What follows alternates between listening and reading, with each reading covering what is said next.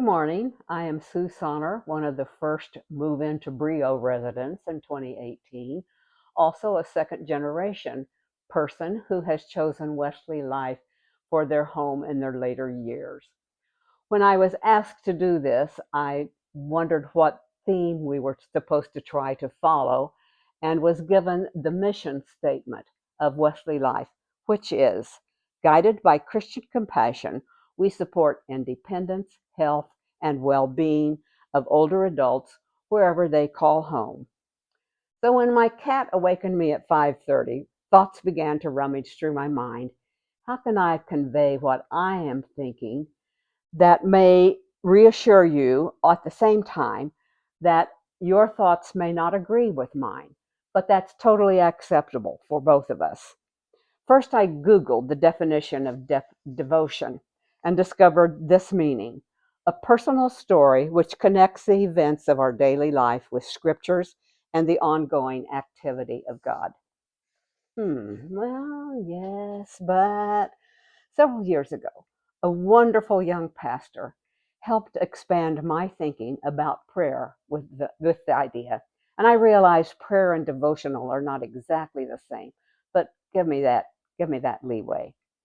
What if we added the possibility that prayer can be some of these things? Time that you spend in nature, listening to the birds sing, enjoying a sunrise or sunset, working in your garden, being in tune with the earth. What if it is when you might create a meal that you want to share with another person? What if it is when you wave or smile at someone across the room, acknowledge them as being there? If you stop and say hello to someone who's alone in the dining room? If you call or drop a note to someone that you care much about but have not told them that for a long time? If you've read a book or an article that gave meaning to your life and you want to share that with someone so they can have better insight to who you are and perhaps to who they are.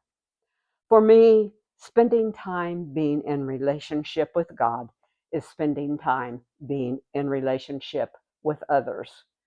That same pastor also helped me understand a wonderful poet, Mary Oliver. And this is the book, Devotions by Mary Olive, that I find to be modern day scripture.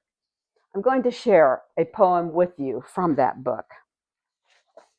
The poem is I Worried. I worried a lot. Will the garden grow? Will the rivers flow in the right direction? Will the earth turn as it was taught? And if not, how shall I correct it? Was I right? Was I wrong? Will I be forgiven? Can I do better? Will I ever be able to sing? Even the sparrows can do it, and I, well, am hopeless. Is my eyesight failing, or am I just imagining it? Am I going to get rheumatism, lockjaw, dementia? Finally, I saw that worrying had come to nothing and gave it up and took my old body and went out into the morning and sang. Perhaps we can relate to this in some way in the turbulent world in which we live. Most likely, we ponder about how will I imagine when I am not that independent person, and our focus becomes the part about compassion for our health and our well-being. Many of us chose Wesley Life because we knew there were levels of care for us at that point in our life. We are grateful for that promise and we trust that promise. A lot in our lives is not what it used to be, and it is important for communication to remain open between corporate, each individual Wesley site, and the residents who live there.